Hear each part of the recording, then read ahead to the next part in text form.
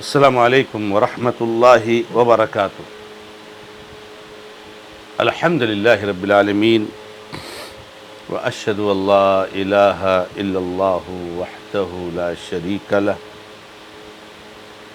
واشہد ان محمدا عبدہ ورسولہ صلی اللہ تعالی علیہ وآلہ وسلم۔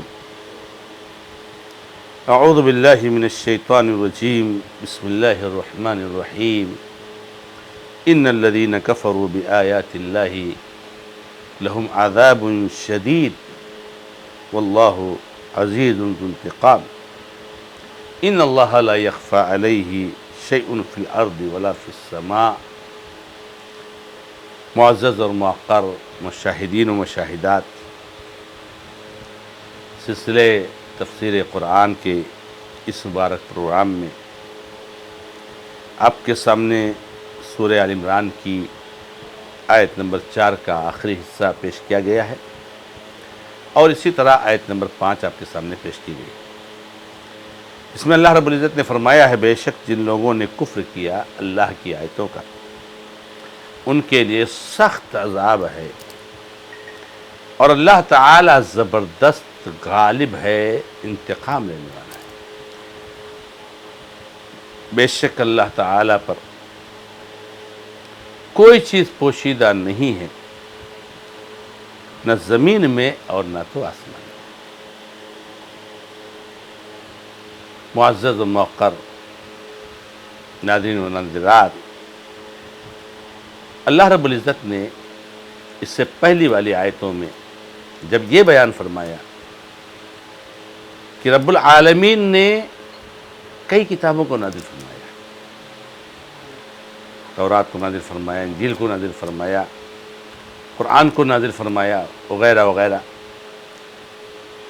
اور پھر یہ وعدے کر دیا کہ اب جو چیز حق و باطل میں فرق کرنے والی ہے وہ صرف اور صرف قرآن ہے۔ تورات انجیل اپنے وقت میں ہدایت کا ذریعہ تھیں، اب نہیں ہیں۔ اللہ رب العزت نے قرآن کے نزول کے ساتھ ان سب کو منسوخ کر دیا۔ تو یہ جب اس نظریہ کی اور اس عقیدے کی وضاحت اور صراحت ہو گئی، تو اللہ رب العزت نے اب یہاں پر ان لوگوں کا حکم بتایا ہے، ان لوگوں کا انجام بتایا ہے جو لوگ اس وضاحت اور صراحت کو قبول نہیں کرتے ہیں اور قرآن کریم کی آیتوں پر ایمان نہیں رکھتے۔ یعنی پوری انسانیت کے اوپر واجب اور فرض اور لازم ہے کہ اگر آپ کو کامیابی چاہیے تو آپ قرآن کریم پر ایمان لاؤ، ساری آسمانی کتابوں پر ایمان لاؤ، لیکن عمل صرف اور صرف قرآن کریم پر۔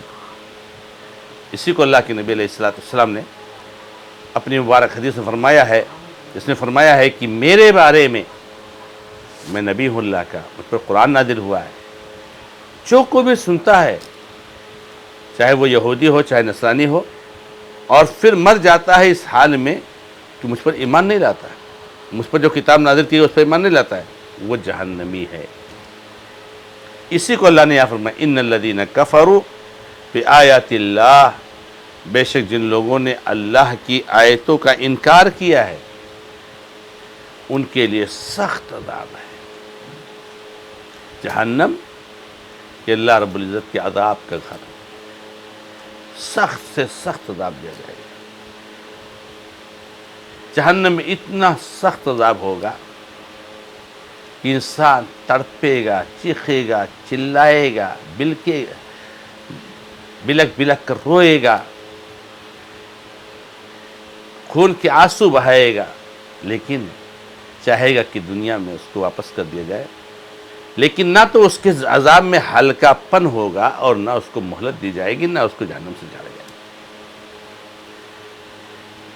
ایسے ایسے فرشتے اس کو عذاب دینے پر مامور ہوں گے جو اندھے ہوں گے، بہرے ہوں گے، چیخو تو ان کو سنائی بھی نہ دے، اور کٹے پٹے خون بہے تو ان کو دکھائی بھی نہ دے، اور مامور ہے سزا دینے پر اور دینے پر۔ جہنم ہے اللہ کا عذاب کا گھر ہے، جنت اللہ کی رحمت کا گھر ہے۔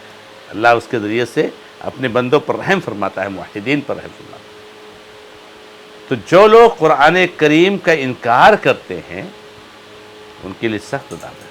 ایک بہت اہم عقیدہ ہمیں یہ ملا کہ قرآن کریم کا انکار کرنا یا کسی آسمانی کتاب کے نزول کا انکار کرنا، ایسا شخص کبھی مسلمان نہیں ہو سکتا۔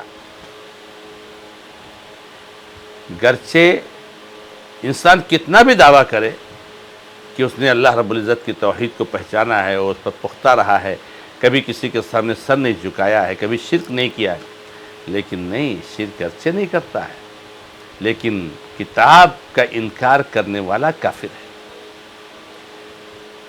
اسی لیے ایمانیات کے جو 6 ارکان ہیں، اللہ پر ایمان، اس میں سے ایک یہ ہے اللہ تعالیٰ کی کتابوں پر ایمان، رسولوں پر ایمان، اور نہ یہ کہ صرف قرآن پر ایمان رکھنا ضروری ہے، تورات پر بھی ضروری ہے، انجیل پر بھی ضروری ہے۔ تو اللہ رب العزت نے فرمایا کہ جن لوگوں نے اللہ رب العزت کی آیتوں کا انکار کیا ان کے لیے سخت عذاب ہے، جہنم بہت سخت عذاب والا گھر ہے۔ اور یاد رکھو کہ اگر کوئی سوچتا ہو کہ وہ کسی طریقے سے بھاگ جائے گا، دنیا میں بہت سارے مجرم بھاگ جاتے ہیں، پکڑ میں نہیں آتے، بھاگ جائے گا، کسی طریقے سے وہ اپنے آپ کو عذاب سے بچا لے گا، تو اس کو یاد رکھنا چاہیے کہ اللہ تعالیٰ بہت زبردست ہے، غالب ہے، اور وہ انتقام والا ہے، چھوڑتا نہیں ہے۔ کفر کرو گے، شرک کرو گے تو انتقام اللہ لے گا، انتقام۔ اللہ نے جو یہ قرآن کریم کی آیت نازل کی ہے اور قرآن کریم کو نازل فرمایا، ایسے نہیں نازل کیا، ایک سے بدلہ لے گا۔ جس نے اللہ کی کتاب کا انکار کیا، جس نے اللہ رب العزت کی الوہیت کا انکار کیا، ایک سے بدلہ لے گا اللہ، چن کر کے بدلہ لے گا، کسی کو چھوڑے گا نہیں اللہ رب۔ تو اللہ رب العزت کے عذاب سے، اللہ رب العزت کی پکڑ سے بچ نہیں سکتے۔ اور اللہ تعالیٰ نے دماغ اور ذہن میں آنے والے ایک اور وسوسہ کو دور کر دیا۔ یاد رکھو، زمین میں، آسمان میں کوئی بھی چیز اللہ تعالیٰ سے مخفی نہیں، چھپی ہوئی نہیں ہے۔ کبھی ایسا ہو سکتا ہے کہ انسان زبان سے کہہ رہا ہے کہ میں مومن ہوں، میں مسلمان ہوں، موحد ہوں، دل میں نہیں، اللہ جانتا ہے۔